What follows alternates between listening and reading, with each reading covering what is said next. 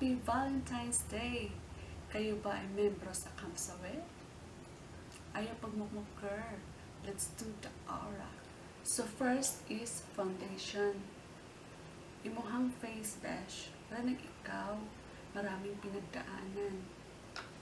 Like, daghang mga piklat-piklat. Agi sa imuhang mga past love life na mga gipang tapaghap.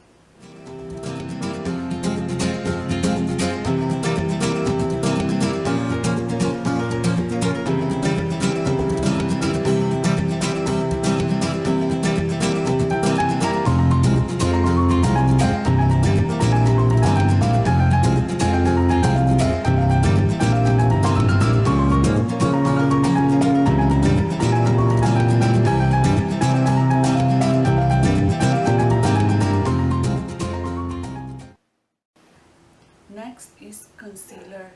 Ato ang tabunan ato ang lalagom-lagom sa mata besh, di mailhan nga wala tay tulog sa sige ug huna-huna ni X.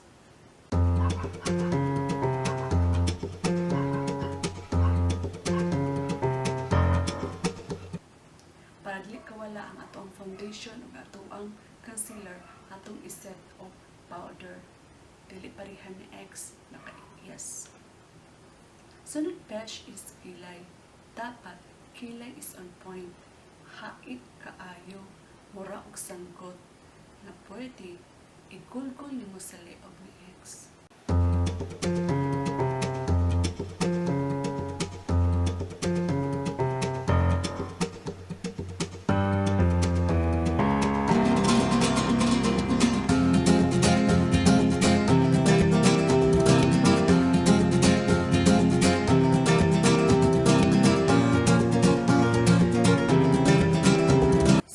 Is eyeshadow. Akong gamitong color is kaning pinaka-light na color para maging pantay lang ang color sa akong eyelids.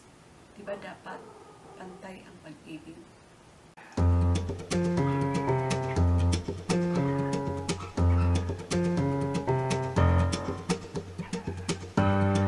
Next is kaning color. May pagka-gray. Lagumon nga color. Meet sama sa mong kugma, meet.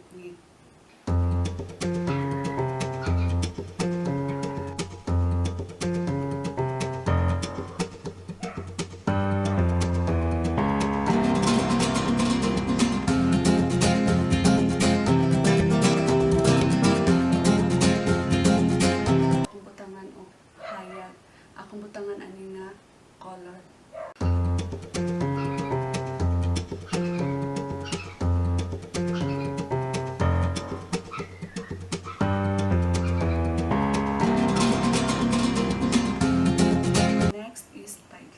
Mag-tightline ta besh para walay gap. Dili parehas imong X.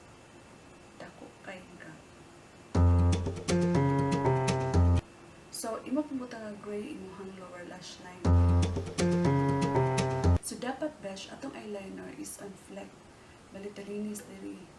Pareha katalinis sa dagom. Nga pwede nimo itusok-tusok sa mata ni X.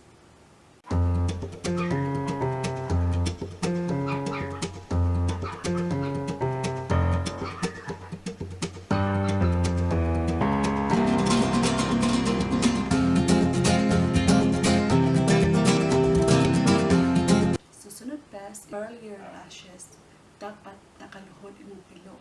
Murag si X in For Your Love.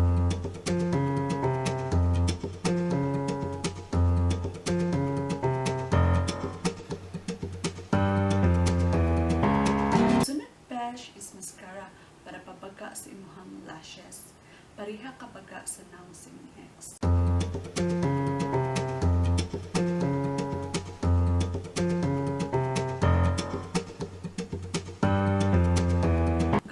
False lashes, false pipi, pareha ka pipi sa love ni X. So besh, diplis kuno ka, so sige kakaon. Ang resulta, nilingin mo ang face. So kailangan na to besh o contour para ma-slim mo ang face.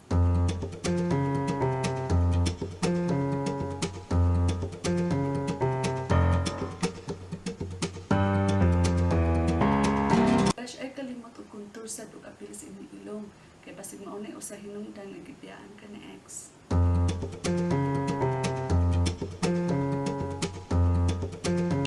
So para blooming ka besh, kailangan mag-blush.